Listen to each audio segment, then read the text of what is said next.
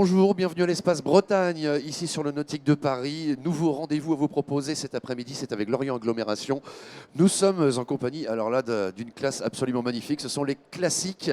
Vous allez tout nous présenter la saison 2022 de ce programme classique. Antoine Simon, président du Yacht Club Classique. Brieux Morin, directeur de la Célor. Et puis Bruno Leplatois, de la Célor toujours, mais pour le port de Port-Louis. Messieurs, je vous laisse nous faire découvrir ce beau programme et cette magnifique classe que sont les classiques. C'est à vous, je m'en vais.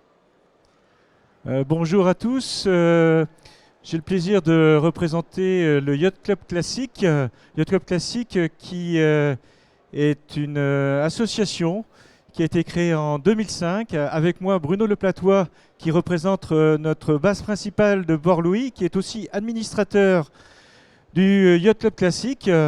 Alors le Yacht Club Classique, effectivement, comme on vous l'a indiqué, représente les bateaux, pour faire simple, plutôt en bois, des bateaux qui sont avant 1968, des bateaux qui sont plutôt uniques, des premières constructions, des architectes qui ont lancé ce qu'on a connu par la suite, les magnifiques bateaux qui sont aujourd'hui beaucoup plus performants que nos bateaux classiques, mais ces bateaux classiques ont cet avantage d'avoir une âme très forte avec une histoire qui sont à la fois sur les armateurs qui ont navigué sur ces bateaux et aussi la construction de ces bateaux bois.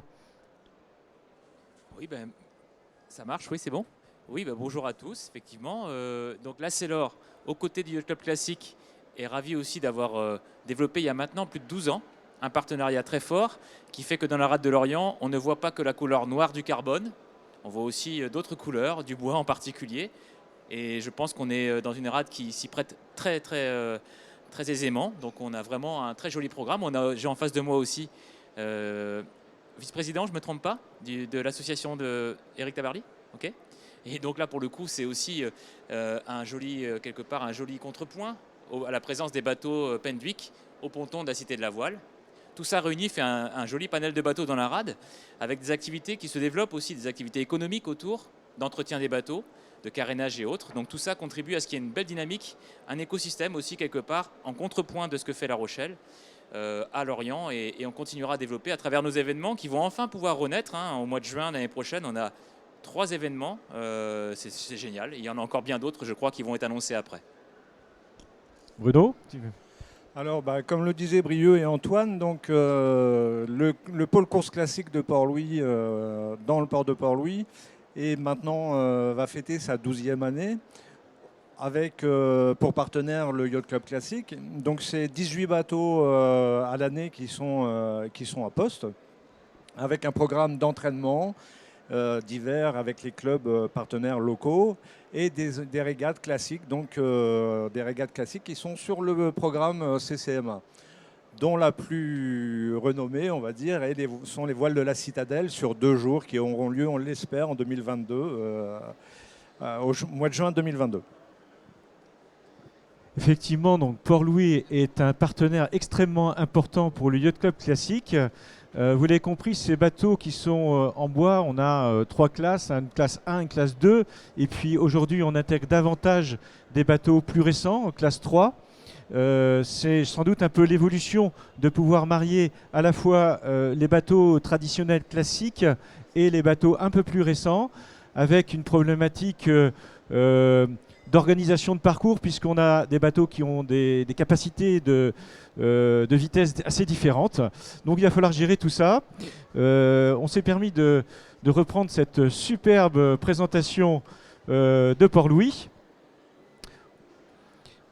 Donc sur ces bateaux classiques, ce qu'il est important de dire, au-delà que ces bateaux contribuent à l'attrait touristique, puisque beaucoup de personnes, de touristes qui viennent visiter nos ports s'arrêtent souvent pour admirer ces bateaux classiques.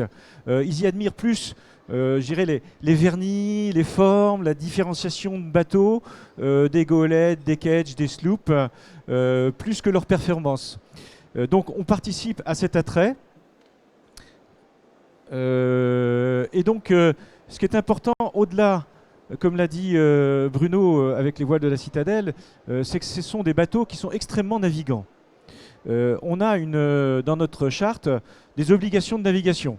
Donc on a 3 régates minimum à laquelle on doit participer. Donc dans ce programme, le panel de navigation est assez large, puisque sur les bateaux qui sont dispersés sur Manche Atlantique, Bruno vous a parlé de 18 et on en compte beaucoup plus qui vont rejoindre le port de Port-Louis. On représente à peu près une centaine de bateaux classiques répartis, avec une concentration qui est assez forte sur La Rochelle, ce qui est un peu normal puisque c'était le siège de La Rochelle à l'origine. Mais tout cela est en train d'évoluer avec une répartition qui se décale sur le port de Port-Louis. On en est ravis. Donc voilà un petit peu le programme qui est proposé pour l'an prochain, avec un démarrage sur début, je vois que le 7-8 mai. Donc c'est pas le 8 octobre, c'est pas le mois d'août, donc on est au mois de mai. Donc notre saison démarre assez tôt, au mois de mai. On a une préparation générale des bateaux, comme tout le monde, le carénage, comme vous l'avez dit, qui contribue à toute l'activité commerciale, artisanale des ports. On est, nous, assez consommateurs de produits d'entretien. Ce sont des bateaux qui nécessitent énormément d'entretien. Donc on démarre par la mise en bouche. Et puis se déroule, comme vous le voyez, une suite de régates qui correspond assez bien à l'éventail assez large de nos bateaux classiques, puisqu'on a des bateaux qui commencent, pour faire simple, aux alentours de 7 mètres, pour aller à plus de 20 mètres. Donc on comprend aisément que les programmes de navigation pour les 7 mètres, pour des raisons de sécurité, ne correspondent pas au même programme attendu pour des bateaux qui sont plus en attente d'un programme beaucoup plus long en termes de navigation. Et on a des programmes de navigation, on l'a vu avec les dernières navigations de C2P qui vont de 100 000 jusqu'à 300 000 de navigation. Voilà, donc je ne sais pas si Bruno, tu veux t'arrêter sur les spots sur la partie Sailor, sachant que, comme je le dirai par la suite, on a une grande régate qui est prévue, enfin on a deux événements assez importants, une grande régate qui partira de Camaret, mais qui n'empêche pas, et je l'invite à faire une pause à Port-Louis. Bien, comme vous le voyez, le 10-12 juin, nous allons réaliser les voiles de la Citadelle, la 10e édition.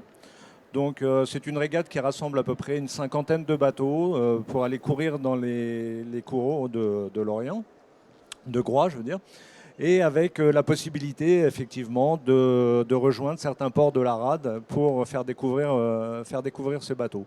Ce sont des régates qui se déroulent sur le week-end des 2 jours du samedi dimanche, avec l'accueil de bateaux qui viennent de La Rochelle jusqu'à la Bretagne Nord et le Finistère qui viennent chez nous. Voilà, donc on a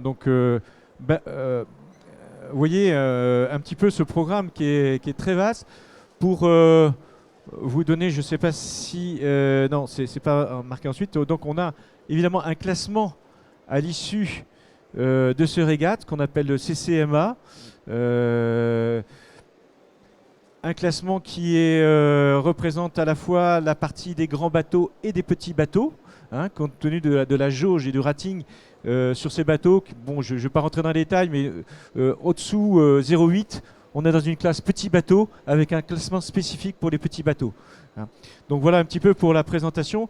Et on peut dire qu'il y a une participation importante, à la fois sur l'aspect sur l'eau et l'aspect sur terre, qui est aujourd'hui, on voit quand même une tendance, en tout cas ce qui nous concerne des bateaux classiques, où on est plus sur une approche finalement de rallye, une participation d'un grand rallye avec des événements culturels, plus que finalement les régates.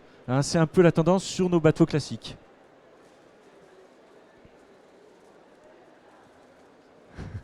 Alors ça, c'est une image de l'arrivée de la Coupe des Deux Phares, donc dans les Coureaux, face à l'Armor-Plage. On accueille environ tous les 2 ans, soit la Plymouth La Rochelle, donc avec étape dans la rade de l'Orient. Là, ici, en l'occurrence, c'était la saison 2020, la Coupe des Deux Phares. Donc voilà, puisque je vous parlais des rassemblements, voilà un certain nombre d'événements qui ne constituent pas forcément une régate participant au classement de la CCMA. Bruno a parlé de l'événement important de la C2P, la Coupe des Deux Phares, tous les 2 ans, qui relie effectivement par étapes Douarnenez, Port-Louis et La Rochelle, si je ne me trompe pas. Voilà. Et puis, on a aussi un événement assez original qui sera, je l'espère, prochainement sur la base de Port-Louis, qui est un événement un peu exceptionnel, un peu atypique, où pendant un week-end, on invite toutes les grandes écoles de France, de Centrale, d'HEC, de l'ENA, Mines, X, absolument, des universités, avec un partenaire aussi sur des universités et d'écoles de médecine. C'est un peu d'actualité, on ne l'a pas fait exprès. Donc pendant ce week-end qui se passe dans des très bonnes conditions, parce qu'à chaque fois, on a une très bonne tenue des étudiants, très participatif. Donc c'est vraiment... Voilà, merci. J'osais pas le dire, mais c'est pas un week-end d'assoiffé. Il y a vraiment une très très bonne ambiance. Sincèrement, là, j'ai participé à plusieurs. Je suis assez surpris parce que je m'attendais la première fois à que ce soit un peu une débauche. Mais alors pas du tout. Donc on a cet événement.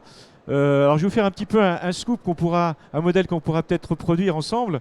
Cette année, puisque ce sera sur La Rochelle, ça fait très longtemps que ça n'avait pas eu lieu à La Rochelle. J'ai eu envie, puisque globalement on a à peu près une quinzaine de grandes écoles qui sont représentées. 15 à 20 grandes écoles. Or, on a une capacité de beaucoup plus de bateaux, puisqu'on en a déjà une vingtaine sur Port-Louis. Sur La Rochelle, on en a un nombre aussi important. Donc, qu'est-ce qui se passe? C'est qu'on a un certain nombre de bateaux qui restent à quai et qui regardent les bateaux embarquant les étudiants. Donc ça, je trouve que c'est un petit peu dommage. Donc cette année, on va inviter tous les bateaux à naviguer sur un deuxième parcours. Donc on aura le parcours étudiant, on aura les parcours autres bateaux, y compris les plus petits bateaux, avec sans doute une idée originale que je souhaite pousser au conseil d'administration, c'est d'inviter en parallèle des chefs d'entreprise à participer à sa course des midship. Pourquoi? Parce que on est dans une logique de transmission, et quand on parle de transmission, c'est transmission de nos bateaux classiques, mais aussi on est dans une perspective de transmission d'entreprise.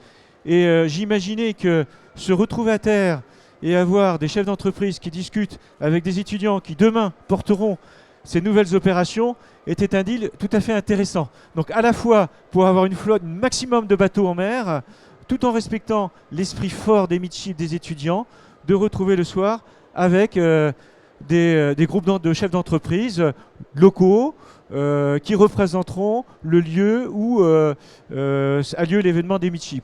Donc voilà un petit peu un événement qui se développe, qui contribue à l'esprit des classiques et de la transmission, et d'inviter des jeunes à naviguer sur des bateaux un petit peu différents. Donc je pense qu'il y a un peu cette place qu'on sent poindre pour les bateaux classiques, qui rejoint un petit peu, je dirais, une tendance assez forte sur retrouver des valeurs. J'ai mon potager, voilà, donc je fabrique mon pain, la cuisine, et je m'intéresse à travailler sur des bateaux classiques. Voilà. Donc, Bruno, c'est fabuleux trophée. Alors ça, c'est une idée qu'on a eu aussi remettre au goût du jour, un départ de Port-Louis vers l'île de Groix, avec peut-être moins de contraintes qu'une régate, on va dire, très organisée. Ça a l'avantage de fédérer toutes nos pôles, notre pôle, les 18 adhérents du pôle, et aussi d'inviter les navigateurs de la rade de l'Orient, puisqu'on sur le pôle, on fait naviguer nos yachts classiques avec les bateaux, en l'occurrence du CNL, sur les entraînements d'automne. Et on souhaite participer aussi avec ces bateaux aux régates, on va dire, de bateaux modernes. Donc là, l'idée, c'est de se faire une journée ou un week-end festif, on va dire plutôt décontracté, avec nos armateurs et aussi les bateaux du bassin de l'Orient qui souhaitent venir, qu'on invite. Et au cours de cette journée, eh bien, vous voyez, c'est plutôt une journée dilettante où vraiment, franchement, ça a une bonne humeur dans toute la journée. Et voilà, c'est la remise des prix ici sur l'île de Groix. Merci Bruno. Voilà le détail de la partie CCMA, Challenge Classique Manche Atlantique, avec les classements qui sont associés à la participation de tout ce programme. Une belle image qui représente, je crois que c'est Marguerite. On a un certain nombre de bateaux. On a Griffon, les bateaux connus. Voilà, fidèles au poste. Bon, là, c'était pour placer un petit peu la grande régate qui aura lieu de Dartmouth jusqu'à La Rochelle. Hein. Voilà. Bon, donc on aura un parcours qui ira jusqu'à La Rochelle en passant par Paimpol. Voilà pour la présentation du programme 2022. On est à votre disposition. On va vous donner la possibilité avec un code QR, puisqu'on sait maintenant que vous êtes très habitués à l'utilisation au pass sanitaire. Donc c'est rentré malheureusement dans les esprits de pouvoir communiquer via des outils comme ça qui vous permettent d'enregistrer facilement les programmes. Voilà, je passe rapidement sur... tac, tac, tac, tac. Hop, je reviens à là où j'étais. Hop.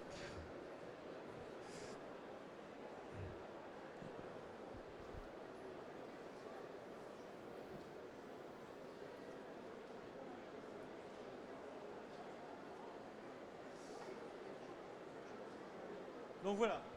Vous pouvez consulter ou flasher cette photo QR qui vous donnera le programme que vous pourrez trouver aussi sur le site internet de nos activités nautiques de Port-Louis ou du Yacht Club Classique.